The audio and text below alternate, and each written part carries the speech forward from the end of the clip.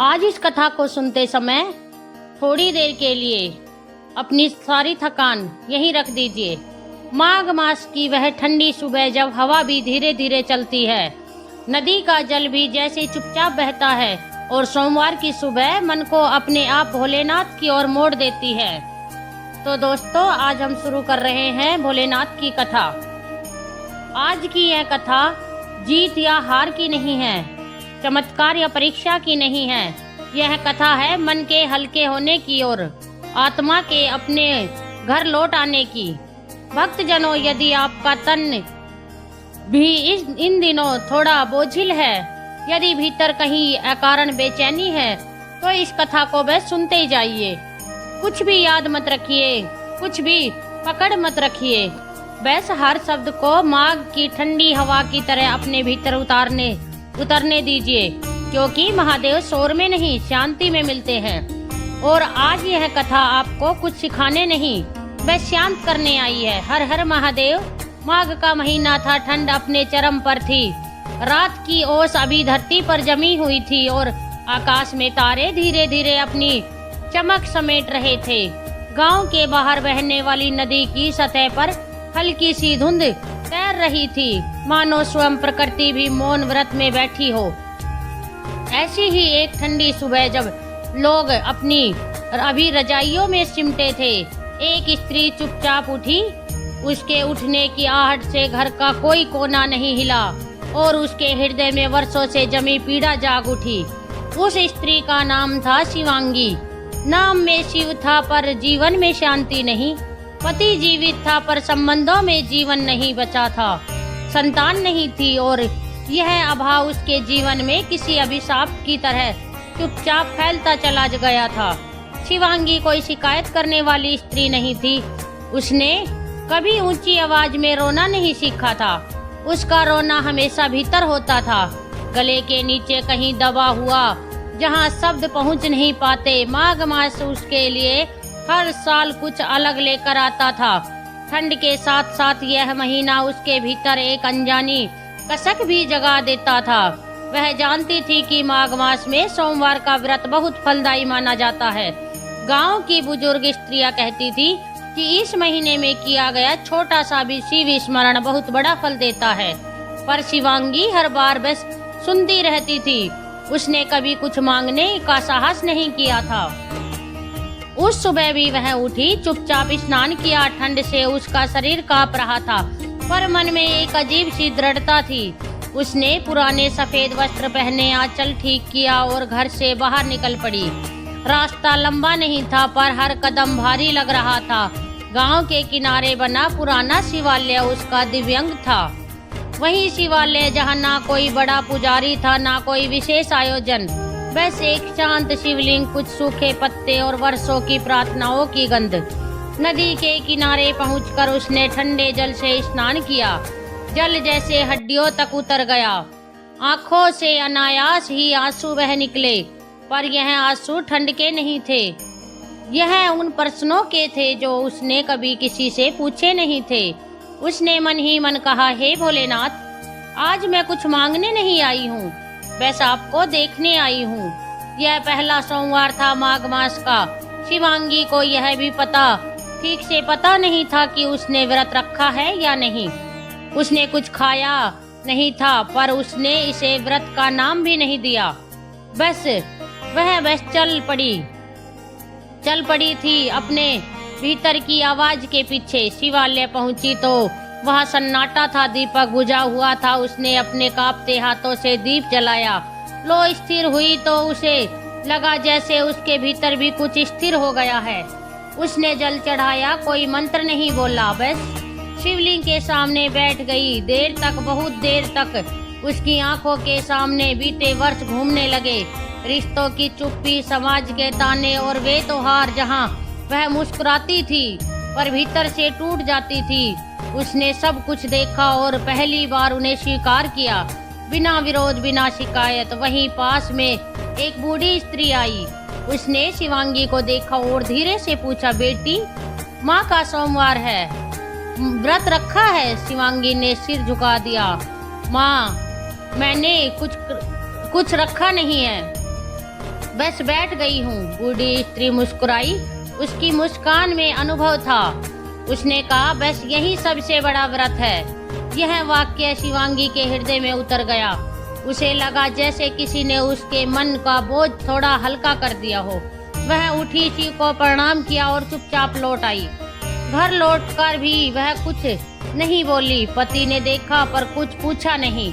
दोनों के बीच अप्रसन्न भी थक चुके थे। शिवांगी ने उस दिन कोई संकल्प नहीं लिया। वह भीतर कहीं एक दीप जल गया था। वह जानती थी कि यह सिर्फ शुरुआत है। अगले दिन से उसके जीवन में छोटे छोटे परिवर्तन आने लगे। वह जल्दी उठने लगी, कम बोलने लगी, हर काम में एक अजीब सी शांति आने लगी। उसने किसी से कुछ नहीं कहा, पर उसके चेहरे पर हल्की सी स्थिरता आ गई थी, जैसे किसी ने उसे भीतर से थाम लिया हो। दूसरा सोमवार आने में अभी समय था, पर शिवांगी का मन बार बार उसी शिवालय की ओर खिंचने लगा। वह समझ नहीं पा रही थी कि यह क्या है। ना कोई व्रत की सूची थी, ना कोई गिनती, बस एक खिंचाव था, शांत और गहरा। उस रात उसने सपन देखा। उसने देखा कि वह उसी नदी के किनारे खड़ी है। पानी शांत है पर गहरा है। अचानक पानी में हलचल होती है और कोई स्वर कहता है। माँ का जल ठंडा होता है, पर जो इसमें उतरता है उसका मन गर्म हो जाता है। शिवांगी की नींद खुल गई। उसके हृदय की धड़कन तेज थी, पर मन शांत। उसने पहली बार अपने जीवन में यह महसूस किया कि शायद महादेव उसे कुछ कह रहे हैं, शब्दों में नहीं, घटनाओं में। वह नहीं जानती थी कि यह कथा उसे कहाँ ले जाएगी। वह नहीं जानती थी कि आने वाले सोमवार उसके जीवन की कितनी परतें खोलेंगे, पर इतना वह जान गई थी कि माघ मास का यह पहला सोमवार उसके जीवन का साधारण दिन नहीं था। यह वह दिन था जब उसने मांगना छोड़ दिया और सुनना शुरू किया। पहले सोमवार के बीत जाने के बाद भी शिवांगी का मन उसी ठंडी सुबह में अटका हुआ था। नदी का वह स्पर्श, शिवलिंग के सामने बैठा हुआ वह सन्नाटा और बूढ़ी स्त्री का कहा हुआ वाक्य, बस यही सबसे बड़ा व्रत है। यह सब उसके भीतर किसी बीज की तरह गिर चुका था। वह बीज दिखाई नहीं दे रहा था, पर हर दिन थोड़ा थोड़ा अंकुरित हो रहा था। शिवांगी अब पहले जैसी नहीं रही थी। उसके काम वही थे, उसकी दिनचर्या वही थी, पर उसके भीतर से जल्दबाजी गायब हो गई थी। जैसे जीवन ने अचानक उससे दौड़ना नहीं, ठहरना मांग लिया हो। घर के भीतर उसका संसार अब भी वैसा ही था। पति सुबह उठकर काम पर चला जाता। घर के भीतर उसका संसार अब भी वैसा ही था। पति सुबह उठकर काम पर चला जाता, शाम को लौटता। दोनों के बीच कुछ औपचारिक बातें होती, फिर चुप्पी। यह चुप्पी पहले बोझ लगती थी, पर अब शिवांगी उसे सहन नहीं समझने लगी थी। वह सोचती थी शायद हर रिश्ता बोलने के लिए नहीं होता, कुछ रिश्ते बस साथ चलने के लिए होते हैं। यह सोच उसके भीतर एक अजीब सी करुणा भर देती थी। पहले पति के लिए, फिर स्वयं के लिए। दूसरा सोमवार पास आ रहा था। इस बार शिवांगी ने किसी से पूछा नहीं, किसी से बताया नहीं। उसने बस अपने मन में तय कर लिया कि वह फिर उसी शिवालय जाएगी। कोई संकल्प नहीं, कोई दिखावा नहीं। रविवार की रात ठंड और बढ़ गई थी। रजाई के भीतर लेटी शिवांगी देर तक सो नहीं पाई। उसकी आंखें बंद थी, पर मन जाग रहा था। उसे अपने बीते वर्षों की तस्वीरें दिखने लगी। विवाह के शुरुआती दिन, छोटे छोटे सपने, फिर धीरे धीरे टूटता विश्वास, समाज के ताने, और हर त्योहार के बाद लौटती वही खामोशी। उसने करवट बदलते हुए मन ही मन कहा, हे महादेव, अगर यह सब मेरी ही यात्रा है तो मुझे इससे भागने मत देना। भोर होते ही वह उठ गई। इस बार ठंड पहले से ज्यादा थी, पर भीतर कहीं एक गर्माहट थी। उसने फिर वही सफेद वस्त्र पहने, आंचल ठीक किया और घर से निकल पड़ी। रास्ते में गांव सोया हुआ था। केवल कुत्तों के भौंकने की हल्की सी आवाज और कहीं कहीं जलते चूल्हे की गंध थी। नदी के पास पहुंचते ही ठंडे जल ने उसके पैरों को छुआ। शरीर सिर उठा, पर उसने कदम पीछे नहीं खींचे। उसने पूरा स्नान किया। जल उसके ऊपर से बहता हुआ जैसे उसके भीतर जमी थकान को धो रहा था। इस बार शिवालय में एक दो और स्त्रियां थी। वे आपस में धीरे धीरे बात कर रही थी। किसके घर क्या कमी है, किसकी बहू क्या कहती है, किसकी बेटी की शादी नहीं हो रही। शिवांगी ने उनकी बातें सुनी पर उसमें शामिल नहीं हुई। उसे पहली बार एहसास हुआ कि हर स्त्री का दुख अलग है, पर आंसू सबके एक जैसे होते हैं। वह शिवांगी के सामने, वह शिवलिंग के सामने बैठी। इस बार उसका मन ज्यादा चंचल था, विचार आ जा रहे थे। उसने आंखें मोह ली।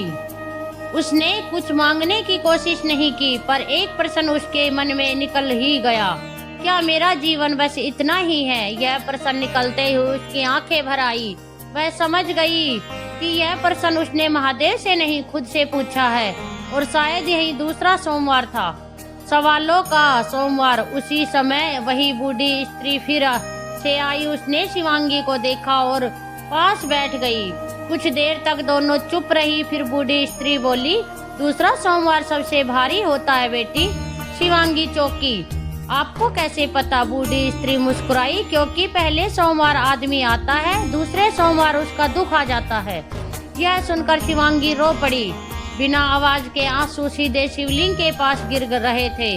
उसने अपना चेहरा नहीं ढका। पहली बार उसने अपने दुख को छिपाने की कोशिश नहीं की।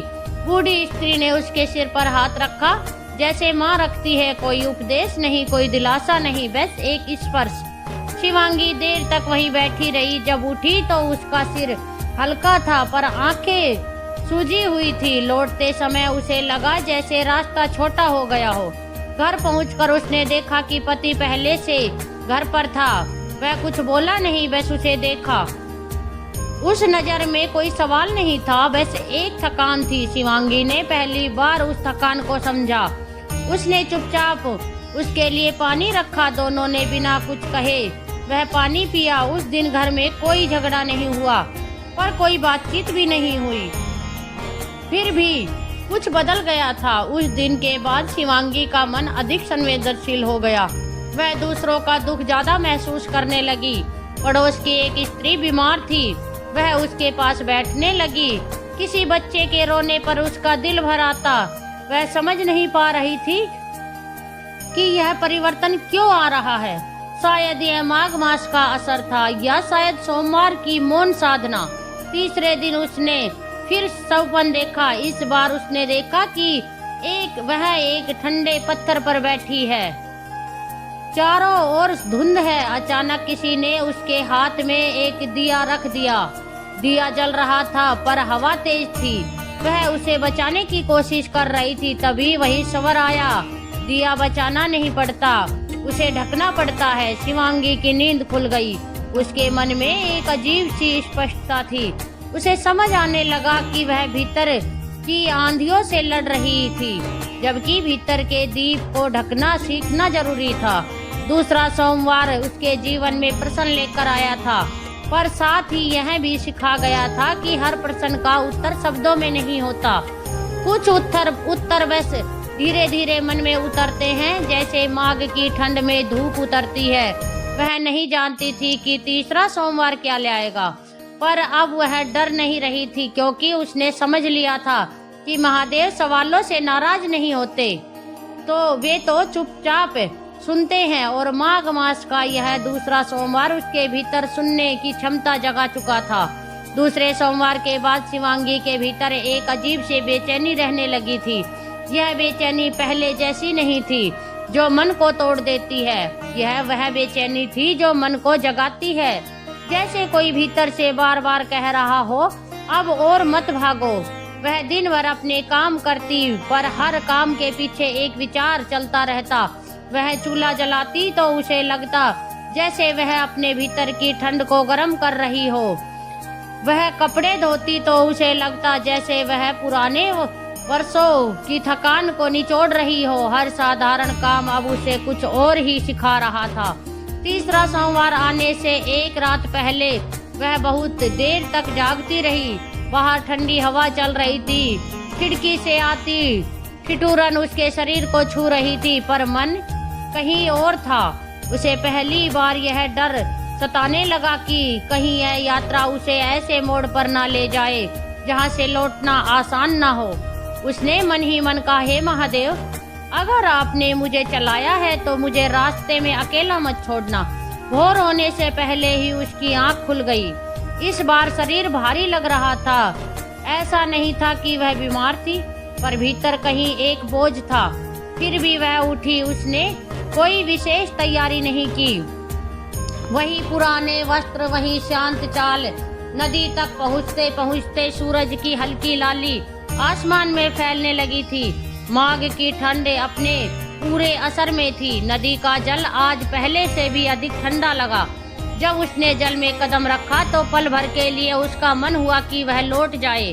शरीर सहर उठा, सांस अटक गई, लेकिन उसी क्षण उसे अपने ही भीतर से एक आवाज आई, यही तो है। वह जल में उतर गई।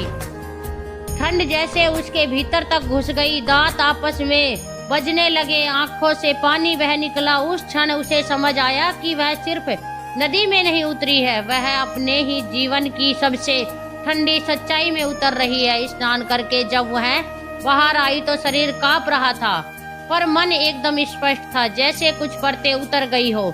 शिवालय पहुंची तो वहां कोई नहीं था। आज वह अकेली थी, ना बूढ़ी स्त्री ना अन्य महिला, बस वह शिवलिंग और माघ की ठंडी हवा।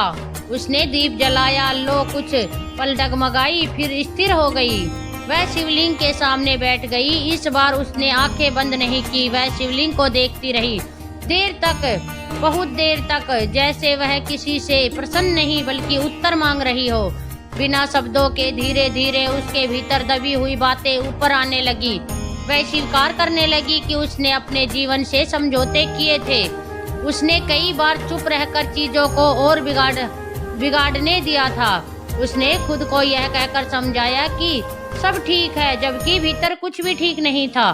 तीसरे सोमवार ने उससे यह झूठ छीन लिया था। उसकी आंखों से आंसू बहने लगे। उसने उन्हें रोका नहीं। उसने पहली बार शिव से कहा, मैं थक गई हूँ, मैं हर रोज मजबूत बनने से थक गई हूँ। यह कहना आसान नहीं था। यह कहना उसे भीतर से हिला रहा था। पर यह वही क्षण था जहाँ से उसकी साधना शुरू हो रही थी, क्योंकि जब मनुष्य अपने थकने को स्वीकार कर लेता है तभी वह सच में चलने लगता है। उसी समय शिवालय के भीतर बाहर किसी के कदमों की आवाज हुई।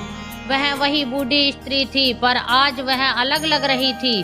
उसकी चाल धीमी थी, पर आंखें बहुत गहरी थी। वह अंदर आई बिना कुछ कहे, शिवांगी के पास बैठ गई। कुछ देर दोनों चुप बैठी रही। फिर बूढ़ी स्त्री बोली, तीसरा सोमवार आईना दिखाता है बेटी। शिवांगी ने भरी आंखों से उसकी ओर देखा। कैसा आईना? बूढ़ी स्त्री ने उत्तर दिया, जिसमें तुम खुद को वैसे देखती हो जैसी तुम हो, वैसे नहीं जैसा दुनिया देखती है। यह सुनकर शिवांगी के भीतर कुछ टूट गया। उसने अपने आंसू नहीं छुपाए। वह रोई बहुत देर तक। बूढ़ी स्त्री ने उसे रोने दिया। उसने बीच में कुछ नहीं कहा, क्योंकि कुछ आंसू ऐसे होते हैं जिन्हें रोकना पाप होता है। जब शिवांगी उठी तो उसके कंधे हल्के लग रहे थे। बाहर निकलते समय उसने देखा कि सूरज अब पूरी तरह निकल आया था। ठंड अब भी थी, पर धूप उसमें एक मिठास घोल रही थी। लौटते समय उसे लगा जैसे उसका शरीर नहीं, उसका मन चल रहा है। घर पहुंची तो पति आंगन में बैठा था। उसके चेहरे पर भी थकान थी। शिवांगी ने उसे देखा और पहली बार बिना किसी शिकायत के कहा, तुम भी बहुत थक गए हो, है ना? पति चौंक गया। उसने कुछ नहीं कहा, बस सिर झुका दिया। उस छोटे से संवाद में वर्षों की दूरी पिघल गई। कोई समाधान नहीं निकला, पर एक स्वीकार हुआ, और कभी कभी वही पर्याप्त होता है। उस दिन शिवांगी ने एक और बात समझी कि माघ मास का सोमवार केवल भगवान को पाने का रास्ता नहीं है, यह स्वयं को पहचानने का रास्ता भी है। तीसरा सोमवार उसे उसकी कमजोरी दिखा गया था, पर उसी के साथ यह भी सिखा गया था कि कमजोरी कोई दोष नहीं बल्कि प्रवेश द्वार है। रात को उसने फिर सपना देखा। इस बार उसने देखा कि वह उसी नदी के बीच खड़ी है। पानी गहरा है, पर वह डरी नहीं है। उसने देखा कि पानी के नीचे एक साफ रास्ता है जो आगे कहीं उजाले की ओर जा रहा है। वही स्वर आया जो डूबने से नहीं डरता, वहीं पार जाता है। शिवांगी की नींद खुल गई। उसका दिल तेजी से धड़क रहा था पर मन में डर नहीं था। अब वह जान चुकी थी कि आगे आने वाले सोमवार आसान नहीं होंगे, पर वह यह भी जान चुकी थी कि वह अब पीछे नहीं लौटेगी। माघ मास का तीसरा सोमवार उसके भीतर की सबसे गहरी परत खोल चुका था। अब आगे आने वाले सोमवार उसे बदलने वाले थे। तीसरे सोमवार के बाद शिवांगी के भीतर एक गहरा ठहराव आ गया था। यह ठहराव शांति का नहीं बल्कि उस मौन का था जो किसी बड़े निर्णय से पहले मन में उतरता है। अब उसके दिन पहले जैसे नहीं रहे। वह हर बात को टाल नहीं पाती थी, हर पीड़ा को चुप्पी में नहीं दबा पाती थी। उसे लगने लगा था कि यदि उसने अब भी अपने जीवन के कुछ सच स्वीकार न किए तो यह साधना अधूरी रह जाएगी। माघ मास की ठंड अब भी वैसी ही थी, पर शिवांगी को लग रहा था कि भीतर कहीं एक आग जल रही है, ना क्रोध की ना शिकायत की बल्कि साहस की। चौथे सोमवार से एक दिन पहले गांव में एक घटना घटी। पड़ोस की एक स्त्री जो वर्षों से चुपचाप अत्याचार सहती आ रही थी, अचानक रोती हुई शिवांगी के पास आई।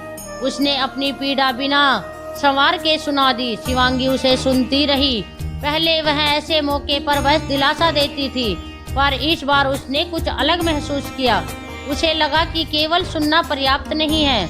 उसे लगा कि यदि वह इस साधना को सच में जी रही है तो उसे अन्याय के सामने भी खड़ा होना होगा, बिना शोर किए पर बिना झुके भी। उस रात शिवांगी देर रात सो नहीं पाई। वह सोचती रही कि क्या हर त्याग सही होता है, क्या हर चुप्पी पुण्य होती है। उसे अपने ही जीवन की तस्वीरें याद आई जहां उसने कई बार शांति के नाम पर अपने मन को दबाया था। पहली बार उसे यह एहसास हुआ कि कुछ चुप्पियों मुक्त भक्ति नहीं डर होती है, और महादेव डर में नहीं सत्य में बसते हैं। भोर होने पर वह उठी। चौथा सोमवार था। इस बार उसने स्नान करते समय ठंड को अनदेखा नहीं किया। उसने ठंड को महसूस किया जैसे वह अपने भीतर जमी जड़ता को छू रही हो। नदी का जल आज उसे काटता हुआ नहीं लगा। वह उसमें स्थिर खड़ी रही जैसे किसी निर्णय पर अडिग खड़ी हो। स्नान के बाद उसने आंचल ठीक किया और शिवालय की ओर बढ़ चली। आज उसके कदमों में संकोच नहीं था। शिवालय में पहुंचकर उसने दीप जलाया। लो आज तुरंत स्थिर हो गई। शिवांगी ने शिवलिंग के सामने बैठकर आंखें मोह ली। इस बार ना आंसू थे ना प्रसन्न, बस एक स्पष्ट भाव था, मुझे दिखाइए, मुझे क्या छोड़ना है। कुछ देर बाद वही बूढ़ी स्त्री आई। उसने शिवांगी को देखा और समझ गई कि आज का सोमवार अलग है। वह पास बैठी और बोली, चौथा सोमवार त्याग मांगता है बेटी। शिवांगी ने आंखें खोली। किसका त्याग? बूढ़ी स्त्री ने अब बहुत शांत स्वर में कहा, उस जीवन का जो तुम जी रही हो, उस जीवन के लिए जो तुम्हें जीना चाहिए। यह सुनते ही शिवांगी का हृदय तेजी से धड़कने लगा। उसे समझ आ गया कि यह त्याग किसी वस्तु का नहीं, किसी व्यक्ति का नहीं, बल्कि अपने ही डर का है। वह देर तक चुप रही। फिर उसने बहुत धीमे से कहा, डर छोड़ दूं तो क्या सब बदल जाएगा? बूढ़ी स्त्री मुस्कुराई, सब नहीं, पर तुम बदल जाओगी और वही पर्याप्त है। शिवांगी जब शिवालय से लौटी तो उसके मन में एक दृढ़ता थी। घर पहुंची तो उसने पति से खुलकर बात की, बिना आरोप लगाए, बिना शिकायत किए। उसने बस इतना कहा कि वह अब पुराने ढंग से जीते नहीं रह सकती। यह बात सुनकर पति चुप रहा। उसे भी यह संवाद कठिन लग रहा था, पर वर्षों बाद दोनों ने पहली बार बिना छुपे सच कहा। समाधान तुरंत नहीं निकला, पर दिशा तय हो गई। उस दिन शिवांगी ने एक और निर्णय लिया। उसने गांव की उस स्त्री के साथ खड़े होने का निश्चय किया जो रोती हुई उसके पास आई थी। उसने किसी को चुनौती नहीं दी, किसी से लड़ाई नहीं की। उसने बस उस स्त्री के साथ खड़े रहकर यह कह दिया कि अन्याय अब अकेला नहीं है। यह छोटा सा कदम था, पर उसके भीतर बहुत बड़ा बदलाव ला गया। रात को शिवांगी ने सपन देखा। उसने देखा कि वह एक पुल पर खड़ी है। पीछे पुराना रास्ता है, आगे धुंध में डूबा नया रास्ता। पुल हिल रहा है पर वह डरी नहीं है। वही स्वर गूंजा, जो छोड़ नहीं सकता वह पा नहीं सकता। नींद खुली तो उसके चेहरे पर भय नहीं था। उसने समझ लिया था कि चौथा सोमवार उसे यह सिखा गया है कि भक्ति केवल सहनशीलता नहीं होती, कभी कभी वह साहस भी मांगती है। माघ मास का यह सोमवार उसके जीवन में वह मोड़ था जहां उसने अपने मन की सत्ता वापस ले ली थी। अब वह जान चुकी थी कि अंतिम सोमवार शेष है और वह सोमवार ना कोई प्रश्न लाएगा ना कोई संघर्ष, वह केवल फल लेकर आएगा। लेकिन वह फल बाहर दिखे या नहीं, भीतर उतरना तय है। माघ मास का अंतिम सोमवार आ गया था। ठंड अब भी थी पर उसमें वह चुभन नहीं थी जो महीने के आरंभ में थी। सुबह की हवा अब उतनी कठोर नहीं लगती थी जैसे उसने भी शिवांगी के साथ यह पूरी यात्रा तय की हो। शिवांगी की नींद उस दिन अपने आप खुल गई। ना कोई घबराहट थी ना कोई बेचैनी। उसका मन एक अजीब सी शांति में डूबा हुआ था, जैसे भीतर कोई कह रहा हो अब जो होना है वह हो चुका है। उसने उठकर बाहर देखा। आकाश हल्का सा गुलाबी था, पक्षियों की आवाज में अब ठिठुरन नहीं थी। उसने स्नान किया, इस बार ठंडे जल से नहीं कापी। जल अब उसे अपना सा लगा, जैसे कोई पुराना परिचित है। स्नान के बाद उसने आंचल ठीक किया, पर आज उसके हाथों में कोई बोझ नहीं था। वह किसी उम्मीद को लेकर नहीं चल रही थी, वह किसी परिणाम की प्रतीक्षा में नहीं थी। वह बस चल रही थी अपने भीतर जमी शांति के साथ। नदी के किनारे खड़े होकर उसने कुछ पल आंखें बंद की। महीनों से नहीं, बरसों से जो बातें उसके मन में दबती चली आई थी, वे सब अब शब्द नहीं मांग रहे थी। उसने मन ही मन कहा, हे महादेव, आज कुछ भी मांगने का मन नहीं है।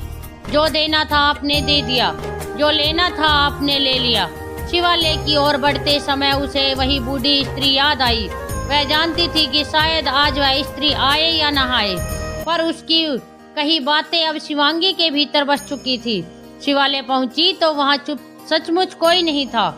ना कोई घंटी बजा रहा था, ना कोई कथा कह रहा था। बस शिवलिंग था, शांत, स्थिर, निर्विकार। उसने दीप जलाया, लो बिना डगमगाए जल उठी। शिवांगी को लगा जैसे यह दीप अब उसके हाथ से नहीं, उसके मन से जल रहा है। वह शिवलिंग के सामने बैठ गई। बहुत देर तक बिना मंत्र, बिना प्रार्थना, उस मौन में उसे अपने जीवन की पूरी यात्रा दिखने लगी। वह स्त्री जो कभी चुप्पी में जीती थी, जो सहनशीलता को ही भक्ति समझ बैठी थी, जो अपने ही दुख को स्वीकार करने से डरती थी। और फिर उसे वह स्त्री भी दिखी जो इन 5 सोमवार में धीरे धीरे बदल गई थी। उसे समझ आ गया था कि महादेव ने उसके जीवन की परिस्थिति तुरंत नहीं बदली। ना उसका घर अचानक स्वर्ग बन गया, ना सारी समस्याएं मिट गई, पर उन्होंने कुछ और ही कर दिया था। उन्होंने उसका भीतर बदल दिया था। अब वह अपने दुख से डरती नहीं थी। अब वह अपने जीवन को सजा नहीं मानती थी। कुछ देर बाद वही बूढ़ी स्त्री आई। वह धीरे धीरे चली, जैसे उसे कहीं जल्दी ना हो। उसने शिवांगी को देखा और कहा, पुत्री, तुम यहाँ। बूढ़ी स्त्री ने संतोष से उसकी ओर देखा। तुम समझ गई? शिवांगी ने बहुत धीरे से पूछा। क्या यही फल है? बूढ़ी स्त्री ने उत्तर दिया, फल बाहर दिखे यह जरूरी नहीं। अगर मन हल्का हो गया है तो समझो माघ मास सफल हो गया। यह सुनकर शिवांगी की आंखों से आंसू बह निकले। यह आंसू दुख के नहीं थे, यह उन वर्षों के थे जो उसने स्वयं से लड़ते हुए बिताए थे। उसने पहली बार अपने जीवन को असफल नहीं माना। उसने पहली बार यह स्वीकार किया कि कुछ यात्राएं मंजिल के लिए नहीं, समझ के लिए होती है। घर लौटते समय उसे रास्ता अलग नहीं लगा, पर वह खुद अलग थी। पति ने उसे देखा, उसकी आंखों में अब पुरानी थकान नहीं थी। शिवांगी ने उनके लिए पानी रखा, भोजन परोसा। दोनों ने बिना किसी बड़े संवाद के साथ समय बिताया। कोई वादा नहीं हुआ, कोई बड़ा निर्णय नहीं लिया गया, पर एक नई शुरुआत का मौन समझौता हो गया। उस दिन शिवांगी ने गांव की उस स्त्री से भी बात की जिसके साथ उसने खड़े होने का निश्चय किया था। उसने उसे यह नहीं कहा कि सब ठीक हो जाएगा, उसने बस इतना कहा, अब तुम अकेली नहीं हो। और कभी कभी यही वाक्य किसी के जीवन में सबसे बड़ा सहारा बन जाते हैं। रात को शिवांगी ने अंतिम सपन देखा। उसने देखा कि वह उसी नदी के किनारे बैठी है। सूरज ढल रहा है, पानी शांत है, वह जल में हाथ डालती है और जल बिना किसी प्रतिरोध के उसके हाथों से बह जाता है। वही स्वर गूंजता है जो पकड़ने की कोशिश नहीं करता, वही बहाव को समझता है। नींद खुली तो शिवांगी के चेहरे पर मुस्कान थी। उसे पता था कि माघ मास समाप्त हो चुका है, पर उसकी साधना समाप्त नहीं हुई। अब हर सोमवार उसके लिए एक नया अवसर होगा, खुद को फिर से जांचने का, फिर से झुकने का। यह कथा यही समाप्त नहीं होती, क्योंकि शिवांगी की तरह हर स्त्री, वह पुरुष जो माघ मास के सोमवार में चुपचाप शिवजी के सामने बैठता है, उसके भीतर भी कुछ ना कुछ बदलता है। महादेव हमेशा इच्छाएं पूरी नहीं करते, पर वे हमें इच्छाओं से मुक्त जरूर कर देते हैं। और यही माघ मास सोमवार का सबसे बड़ा चमत्कार है। हर हर महादेव भक्तजनों, अब जब यह कथा आपने अंत तक पहुंची है तो जरा अपने मन को देखिए। शायद सांसें पहले से थोड़ी गहरी हो गई हो, शायद दिल का बोझ कुछ हल्का सा लगने लगा हो। अगर ऐसा है तो समझ लीजिए महादेव ने आपको सुन लिया है। इस कथा में कोई बड़ा उपदेश नहीं है, कोई कठिन वचन नहीं है, बस एक बात थी जो है उसे स्वीकार कर लेना। माघ मास का सोमवार हमें यही सिखाता है कि जीवन को जोर से बदलने की जरूरत नहीं होती। कभी कभी बस उसके साथ शांत होकर बैठ जाना ही सबसे बड़ी साधना होती है। आज कथा यही समाप्त होती है, पर यदि मन में थोड़ी सी भी शांति उतरी हो तो यही इसका फल है। अब जहाँ भी हो, जो भी कह रहे हो, बस एक पल के लिए महादेव का स्मरण कर लीजिए। कुछ मत मांगिए, कुछ मत कहिए, बस शांति से उनके साथ बैठिए, क्योंकि महादेव हमेशा शब्दों से नहीं, शांति से उत्तर देते हैं।